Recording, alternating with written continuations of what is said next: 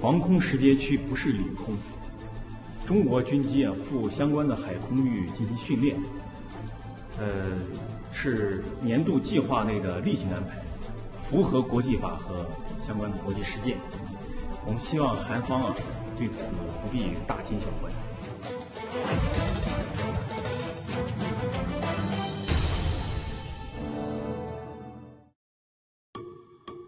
예, 오늘 뉴스탑 10 1위로 바로 가보겠습니다. 독도 영공 침범 360발이나 쐈다. 이 러시아의 군용기가 이 대한민국의 방공식별구역 그러니까 카디즈를 무단으로 진입했습니다. 이후 카디즈를 넘어 독도 영공까지 침범을 했습니다. 다른 나라 군용기가 우리 영공을 침범한 사례는 오늘 오전 이번이 처음입니다. 이 소식 저희 뉴스탑에 자세하게 풀어봐야 할 것 같습니다. 먼저 신 대표님, 사실 저희가 전혀 모르는 사이에 정말 일촉즉발의 상황이 있었던 건데 이게 러시아와 중국의 합동 작전이었습니까? 그렇습니다. 러시아 폭격기 2대 그리고 러시아 조기 경보 통제기 그리고 중국 폭격기 이렇게가 중국 폭격기는 남쪽에서 러시아 폭격기는 북쪽에서 와가지고 이제 서로 조우해서 같이 이렇게 합류를 했다가 러시아 조기 경보기가 독도 영공으로 들어온 겁니다. 그러면 좀 가볍게 설명드리면 1차 저지선이 이제 방공식별구역이면 2차 마지막 저지선이 영공이란 요 설명을 좀 가볍게 해주시죠. 영공은 저지선이 아니죠. 그건 반드시 지켜야 할 것이고 영공은 우리의 영토 영해의 상공을 영공이라고 하거든요. 예. 그래서 우주까지, 그래서 성층권까지를 주로 이제 영공이라고 봐요. 그러면은 우리 영토에서 20km까지부터는 우리의 영공이거든요. 그렇죠. 우리 영토에서. 그런데 카디즈, 즉 방공식별구역은 뭐냐면은 이 비행기라는 것이 굉장히 빠르지 않습니까? 그러니까 순식간에 그냥 그 영공으로 접근할 수가 있으니까 어느 정도 유격을 좀 두고 거리를 좀 두고 여기서부터는 우리 한국 영공으로 침입할 수 있는 거리가 굉장히 가깝기 때문에 여기로 이 선으로 들어오면 우리가 조치를 하겠다라고 하는 게 이미 선이에요. 이거는 국제법적으로 영토로 인정받는 게 아닙니다. 따라서 아까 중국 대변인 이야기가 맞기는 맞는데요. 과연 우리의 영공을 어디로 보느냐의 시각 차이도 있어요. 예. 그래서 어쨌든 카디즈를 침범한 것은 법 위반이 아닌데 오늘 분명히 러시아 항공기는 우리 영공을 침범했습니다. 선을 넘은 거네요. 그렇죠. 우리 그냥 국제법적으로 대한민국 거다라고 하는 것을 넘어온 거죠. 이해됐습니다. 김정우 실장님. 그런데 우리가 수차례 경고 방송을 했는데 이걸 묵살하고 2번이나 넘어왔다라는 건 다분히 고의적이라고 봐야 되겠죠? 네, 당연히 고의적입니다. 더군다나 러시아 쪽에서 뭐라 그러냐면 우리가 경고 방송도 수십 차례 했고 그다음에 이렇게 실탄 사격을 해서 이렇게 위협 사격도 했고 그다음에 플레어도 우리가 발사했지 않습니까? 그럼에도 불구하고 러시아 쪽에서는 그런 일이 전혀 없었다는 얘기를 하면서 영공 침범도 없었다 이렇게 주장을 합니다. 이것 자체가 완전히 대한민국을 무시하는 건데 이런 일이 벌어지는 게 결국은 현재 한미 동맹의 약간의 그 균열이 보이는 것 때문에 이런 일이 이렇게 벌어진 거 아닌가 하는 생각이 듭니다. 지금 화면을 보시는 것처럼 중국과 북쪽에서 러시아, 이제 남쪽에서 중국의 군용기들이 합류해서 저렇게 카디즈는 물론이고 우리 방공식별구역은 물론이고 우리 영공까지 침범을 했습니다. 자, 그래서 이에 우리 군은 경고 사격을 했습니다. 우리 군이 이 타국 군용기를 향해 경고 사격을 한 것도 이번이 처음인데요. 하늘의 상황 정말 일촉즉발이었던 것 같습니다. 신 대표님, 네. 360발 적지 않은 경고 사격 이 규모란 말이죠? 1차 사격 때 80발을 쏘았고 2차 사격 때 그러니까 이제 러시아의 A-50 조기 경보기가 2번을 넘어왔는데 처음 넘어왔을 때 80발을 쏘았고 두 번째 넘어왔을 때 280발을 쐈어요. 이제 그렇게 경고 사격이니까 우리가 교전 수칙이 있지 않습니까? 먼저 경고 방송을 합니다. 또 들어오면 그래도 재차 경고 방송을 합니다. 예. 이게 바뀐 교전 수칙이에요. 그러면 이제 경고 사격을 합니다. 또 들어오면 또 다시 경고 사격을 하게 되는데 이게 이제 만약에 또 들어오면 이제 그때부터 교전에 붙게 되죠. 그런데 우리가 1km 앞을 쐈다라고 이렇게 발표를 했거든요. 국방부가요? 국방부가. 그러니까 그 러시아 항공기 1km 앞을 쐈어요. 그런데 이게 1km니까 이거 별거 아니네 라고 할 수 있지만 하늘은 다릅니다. 이 그 A-50 조기 경보기 순항 속도를 예를 들어서 시속 한 800km로 본다면 그 불과 5초 만에 1km를 가거든요. 예. 그러니까 5초만 지나면 도달할 수 있는 거리에 그 지역에다가 280발을 쐈으니까 이것은 굉장히 위험한 상황이었죠. 아, 잠시만요. 그러니까 만약에 5초만 늦게 쐈어도 아니면 빨리 쐈어도 이 군용기를 격추시킬 수 있는 경고 사격 수준이니까. 그러니까 굉장히 그 1km라는 것이 아주 그 상관없는 곳에 쐈구나라고 할 수 있는 게 아니고 하늘은 굉장히 속도가 빠르기 때문에 아주 근접한 곳에 쐈다라는 것을 의미하는 것이고. 예. 그래서 우리 전투기가 외국 전투기 항공기에 대해서 군용기에 대해서 이렇게 사격을 한 것은 사실은 6.25 전쟁 이후에 처음이죠. 정전협정 이후에 처음이다라는 그렇습니다. 얘기도 있어서요. 보면 이겁니다. 아까 1차에 80발, 그리고 2차에 280여 발을 경고 사격했는데, 그러면 신 대표님, 우리 군의 대응, 경고 사격, 엄중 경고 사격이라고 봐도 되면 적절했다고 보십니까? 저는 아주 강력한 대응을 했다고 봅니다.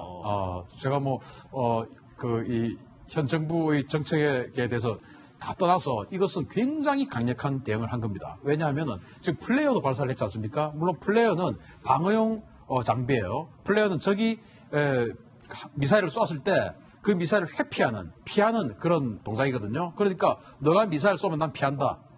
라는 것이 바로 플레이어의 이미지고, 그리고 나서 이제 기관포를 쐈는데 저 기관포에는 반드시 예광탄이라는 게 섞여 있습니다. 그러니까 몇 발 중에 한 발씩은 불빛이 보이는 거예요. 그러니까 기관포가 투두둑 하고 나가면은 그 중에 한 발씩이 계속 보이기 때문에 그 러시아 항공기가 우리 기관포 탄이 날아가는 것을 눈으로 봅니다. 그런 상황에서 280발을 쐈다면 수십 발의 예광탄을 봤다라는 것이 되죠. 불과 1km 앞이니까 그 정도로 굉장히 강력한 대응을 한 겁니다. 강력한 대응. 네. 정말 오늘 오전에 이 동해상에서는 정말 위험천만한 일이 있었습니다. 도대체 어떤 군용기들이 우리 영공을 침범한 걸까요? 이 영상입니다. 영상 속의 항공기, 바로 우리 동해를 침범한 러시아의 A-50 조기경보 통제기입니다. 신 대표님, 네. 이 A-50 조기경보 통제기, 이름만 들어도 폭격기가 아니란 말이에요. 왜 아니죠. 이거를 보냈을까요? 자, 폭격기를 지휘하고 온 지휘기입니다. 자, 그런데 지금 Tu-95 전략 폭격기가 왔고요. 그리고 중국에서는 H-6 폭격기가 왔는데, 이 중에서 만약에 Tu-95 전략 폭격기가 만약에 우리 영공으로 들어왔다. 특히나 저 Tu-95는 핵 미사일을 8발을 장착하는 폭격기거든요. 이게 들어오면 이건 굉장히 심각해지죠. 이 가운데 거 말씀하시는 거죠? 그렇죠. 예. 그래서 러시아는 전략적으로 선택을 한 것 같아요. 이번에 온 이 편대들 중에서 무력을 실제 사용하는 실제 무력 사용 도구가 아닌 지휘기체, 즉 조기경보 통제기는 군용기이긴 하지만 폭격기나 전투기를 지휘하는 지휘기체입니다. 자신의 무장은 전혀 없어요. 하다못해 기관포도 없습니다. 그런 것들을 집어넣음으로 인해서 우리는 여기에 대해서 어떤 공격적인 행동을 하는 것은 아니다. 그렇지만 이 소속은 반드시 러시아 공군이죠. 그러니까 러시아 공군의 군용기를 집어넣음으로써 군사적인 도발을 했지만, 그렇지만 나는 너와 싸울 생각은 없다. 라는 것을 보면서, 그러니까 나를 공격하지는 마라. 그렇지만 나는 군용기가 들어왔다. 너희들의 영공을 인정하지 않는다. 이런 이미지를 풍기는 게 아니죠. 그래서 조기경보기를 침범시킨? 이번에 온 비행기 중에서 그야말로 무력을 사용하지 않는다라는 이미지를 풍길 수 있는 비행기를 고른 것이죠. 그럼 중국 군용기는 어땠습니까? 중국도 폭격기입니다. 중국은 폭격기죠. H-6 폭격기가 예. 2대가 왔죠. 그러니까 중국은 애초에 아까 국방 대변인의 말에 의하면 자기네들은 영공 침범 안 했다 이렇게 이야기하는데, 어차피 중국은 이번에 러시아 작전에 러시아의 지휘를 받는 비행기는 아니지 않습니까? 그냥 동참을 했을 뿐이겠죠. 그런데 왜 중국과 러시아가 이렇게 같이 했냐? 지금 중국과 러시아가 러시아 해군 창설 323주년 기념식을 아주 성대하게 하고 있어요. 발틱 함대에서도 하고 있고 지금 태평양 함대에서도 하고 있어요. 예. 거기에 지금 중국이 같이 동참해가지고 아주 큰 행사를 하고 있거든요. 그 행사를 하는 상황에서 이런 연출을 한 것이 아니냐. 아니 근데 그 큰 행사를 왜 한반도 이 동해바다 독도 위 영공에서 하는 겁니까? 좀 이따가 이야기할 수도 있지만 그 볼턴 보좌관이 지금 어제 오늘 우리 일본과 한국에 오지 않습니까? 볼턴 보좌관이 있는데 여기에다가 우리 중러는 이 정도로 군사적으로 끈끈하다라는 것을 과시하기 위해서 이런 행동을 한 것 같은데 그중에서 한미일 중에서 가장 만만한 상대를 고른 게 아닌가 생각합니다. 김정은 실장님도 이 볼턴 방안에 맞춰서 했다는 도발 동의하십니까? 네, 볼턴 보좌관에다가 맞출 필요는 없고 제가 볼 때는 이게 2016년도에 중국과 러시아 간에 전략적 협력 동반자 관계로 이제 관계가 격상이 됩니다. 격상이 되고 그 다음 해부터 2017년부터 중국의 배가 발틱까지 가서 러시아 발틱 함대까지 공동 해상 훈련하고 그다음에 우리 그다음에 서해에서 그리고 동해에서 이제 합동 훈련을 계속 하게 됩니다. 하게 되고 금년도 5월 달에도 서해에서 삼동반도에서 중국과 러시아가 해군 합동 훈련을 했습니다. 예. 이것 자체가 동병상련이라는 것이 미국이 현재 크림반도가 러시아에 점령됐기 때문에 러시아는 현재 지중해를 못 나오게 틀어막고 있고 중국이 남중국해에서 자꾸 세력을 확장하면서 산호초로 갔다가 군사기지를 만들고 있기 때문에 미국이 이제 현재 항해 작용을 하고 있지 않습니까? 그래서 현재 미국의 힘이 딸리니까 중국과 러시아가 공동으로 이제 대응하겠다라고 하는 부분인데 문제는 우리 대한민국의 이익이 걸려 있는 동해와 작전하는 것인데 중국은 이런 생각을 가지고 있어요. 나진항을 통해서 중국의 화물이 많이 좀 밖으로 나오고 있습니다. 예. 그다음에 이제 동해상에서 중국 어선들이 굉장히 고기잡이를 많이 하고 있어요. 그래서 자기네 이익을 보겠다는 핑계를 대고 러시아하고 현재 중국이 동해 지역을 전부 다 작전적으로 하고 있다고 봐야 되겠습니다. 이해가 됐습니다. 그런데 아마도 오늘 이 사건은 예견된 일이었을지도 모릅니다. 중국은 지난해에만 무려 8번이나 우리 방공 식별구역을 재집진하듯 들락날락했습니다. 우리가 항의를 하자 그때 중국은 이렇게 얘기했습니다. 같이 들어보시죠. 防空识别区不是领空，中国军机赴相关的海空域进行训练，是年度计划内的例行安排，符合国际法和相关的国际实践。我们希望韩方对此不必大惊小怪。 작은 일에 놀랄 필요 없다. 중국의 반응도 참 좀 어이가 없습니다. 근데 신 대표님, 지난번 저 발언과는 또 다른 오늘의 수위, 그리고 우리나라 이제 타 군용기가 우리나라 영공을 침범한 것도 처음인데 만약에 이게 정말 예견된 일이었다면 앞으로 우리 동북아시아에서 우리나라가 한반도 상공이 좀 화약고가 되는 건 아닌지 이런 정말 걱정도 들어요. 저는 이것으로 인해서 우리 외교의 현주소가 지금 드러났다고 생각합니다. 지금 우리 영공을 침범하고도 러시아도 아까 그 성명을 발표했어요. 자기네들은 한국 영공을 침범한 적 없다 이렇게 이야기를 했고 지금 중국도 지금 저러고 있지 않습니까? 영공이 아니다. 물론 중국은 오늘 영공을 침범하지 않았어요. 예. 러시아가 그렇게 이야기를 한 것은 뭐냐? 독도 영공을 들어왔지만 독도는 한국 거로 아니라고 우리는 생각한다. 한국이 영공이라고 우기는 것은 한국 너희들만의 일이다. 우리는 거기가 국제 분쟁 수역 지역이기 때문에 우리는 영공으로 인정 안 한다. 그러니까 우리는 위반한 거 없다. 그러니까 지금 현재 국제적으로 고립되고 있는 대한민국 외교의 현실을 보여주는 것이다. 따라서 지금 앞으로도 지금처럼 한미 관계가 느슨해지고 또 한미 동맹이 아주 위험해지고 한 상황이 되면 이것보다 더한 일도 당할 소지가 있다는 것을 오늘 사태에 대해서 극명하게 보여주는 것을 생각합니다. 오늘은 일찌감치 유튜브 실시간 댓글이 쏟아지고 있습니다. 같이 짚어봐야 될 것 같은데요. 이 관련 러시아의 영공 침범 관련해서 여러 가지 댓글들이 쏟아지고 있습니다. 같이 보시죠. 네, 준비가 됐나요? 예. 그러게요. 러시아의 군용기가 정말 제집 드나들듯 드나들고 있습니다. 카디즈는 마실 아들이처럼 들어오더니 이젠 영공까지 침범하나 러시아를 겨냥한 분노들이 쏟아지고 있는데요. 격추시켜야 되는 거 아니냐? 예, 또 있습니다. 우리나라가 이렇게 무시당하는 것 같아 너무 속상하네요. 현실을 개탄하신 분도 있고요. 한미 동맹이 약해지면 벌어들인 일인가?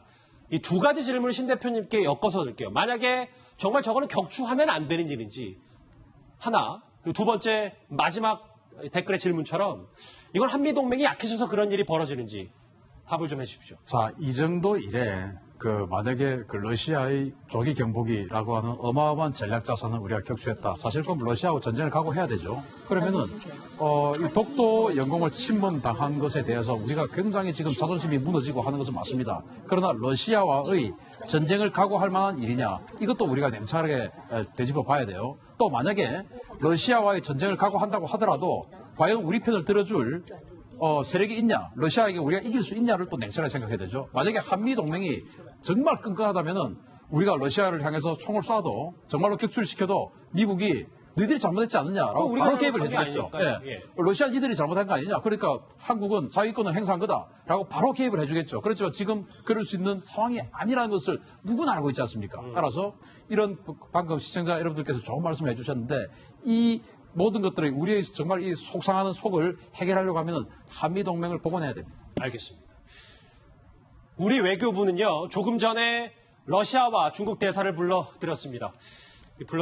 이 초유의 사태에 대한 책임을 묻기 위해서인데 조금 전 목소리 같이 들어보시죠. 오늘 급하게 사전 예정도 없이 이 대사들을 초치한 것은 러시아 군용기의 우리 카디즈 진입과 영공 침범에 대해서 엄중한 항의의 뜻을 전하고 재발 방지를 촉구하기 위해서 조치하게 되었습니다.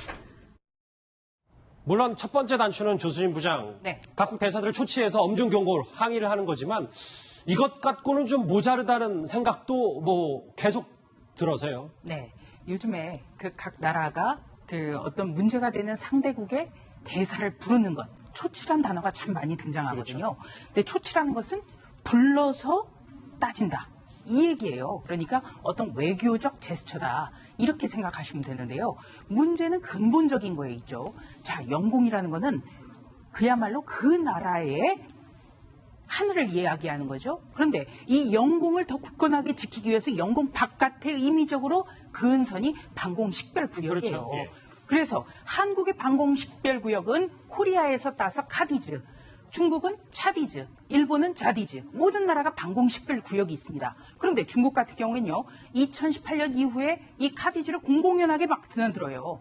이것은 사드 배치에 대한 어떤 항의성 차원이라고는 합니다만 그렇기 때문에 우리가 더 어떻게 보면은 미국이라든지 일본과의 삼각협력 체제를 공고히 하고 있다는 점을 보여줘야 되거든요. 예. 그리고 러시아 같은 경우에는요, 러시아 중국 한쪽 그리고 미국 한쪽의 전략이 지금 충돌하고 있는 겁니다. 그렇기 때문에 이 역시 한미일 삼각협력 체제가 정말 물샐 틈 없이 이루어지고 있다는 것을 보여줘야 되는 겁니다. 그것이 근본적인 해결책입니다. 자, 그런데요. 중국과 러시아 입장이 한마디로 적반하장입니다. 주한 중국 국방 무관의 목소리 한번 같이 들어보시죠. I have to mention one thing. Air recognition area is not airspace. Okay? 조금 전 목소리예요. 김정무 실장님. 먼저 중국 러시아 입장. 러시아는 영공 침범 안 했다고 하고 중국은 방공식별구역은 영공이 아니다. 이렇게 얘기하고 있습니다. 자, 방공식별구역은 영공이 아닙니다. 맞죠. 그렇지만 거기를 침범할 때는 24시간 전에 통보하게 돼 있습니다. 예. 국제 관례거든요.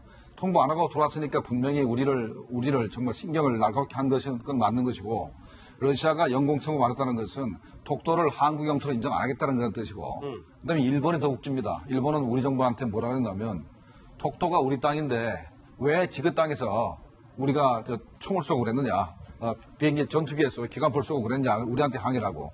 또 러시아에는 왜 우리 영공을 침범했느냐라고 이제 양쪽 다 지금 항의를 하고 있습니다. 예. 자, 이런 이제 현재 왜 러시아는 현재 극동 전리, 러시아가 나라 전체로 봤을 때는 상당한 구설을 가지고 있는데 현재 극동 함대에 있는 그 전력과 극동 지역에 있는 러시아 공군 자체가 힘이 별로 약합니다. 어떻게 보면 일본 하나하고 싸워도 이기지 못할 정도로 힘이 약한데 현재 한일 관계가 나쁘니까 러시아가 한국을 우습게 하는 겁니다. 만약에 한일 관계가 좋고 한일 관계가 튼튼하면 한미일이 뭉친다 그러면 중국과 러시아가 힘을 합쳐봤자 우리 상대가 안 되는 거거든요. 그런데 현재 기고만장합니다. 한미 동맹도 시원찮고 한일 관계가 나쁘니까 한번 해보자는 거죠 지금. 저는 이현정 의원님 이 정리를 해볼게요. 지금 동북아시아가 좀 갑자기 소용돌이 치는 느낌이 있어요. 이 일본의 경제 보복 이후에. 그런데 일본 쪽에서는 독도는 일본 땅이, 그러니까 우리들 땅이니 왜 거기서 총을 쏘냐라는 말인데 이걸 우린 전략적으로 어떻게 생각을 해봐야 되겠습니까? 우리가 구한말을 한번 생각해 보십시오. 우리나라를 두고 주변 강대국이 정말 이 우리나라를 침탈하기 위해서 다 와서 이제 어쩌면 침탈을 했지 않습니까? 그러나 우리는 어땠습니까? 힘이 약하니까 이쪽 저쪽에 다 침탈당했죠. 이제 그러다 보니까 결국은 나라가 튼튼하기 위해서는 우리의 힘을 기르는 것뿐만 아니라 우리가 함께 할 수 있는 친구가 필요한 겁니다. 그래서 외교가 있는 거예요. 그러면 어떻게 보면 우리가 궁극적인 우리의 적이 누구냐라는 것을 우리가 생각해 봐야 된다는 것이거든요. 그러니까 최근에 일어났던 한일 정보협정, 교환협정, 지소미아를 폐기해야 된다만 일각의 주장을 하신 분들이 계신데 자, 바로 이런 현상입니다. 어떤 면에서 보면 우리가 조금이라도 친구를 하나 더 만들어야 되는 상황 아니겠습니까? 그렇다면 자유민주 체제를 함께하는 나라가 어디입니까? 결국 미국과 일본이지 않습니까? 예. 그리고 지금 러시아와 중국은 아니지 않습니까? 자, 그럼 우리의 친구와 적은 누굽니까? 그렇다면 우리가 친구와 손을 잡고 적과 함께 싸워야 되는데 지금 상황에서 친구와 적이 헷갈려버리는 그런 상황 아니겠습니까? 자, 그렇다면 오늘의 상황은 정말 지금 한국 외교가 당면하고 있는 엄중한 상황을 보여주고 있는 현실이다. 저는 그렇게 이야기를 하고 싶습니다. 오늘 뉴스탑10 첫 번째 이슈 독도 영공을 침범한 러시아 군용기 얘기로 시작을 해봤습니다. 다음 주제도 의미심장합니다. 주제 같이 확인해 보시죠.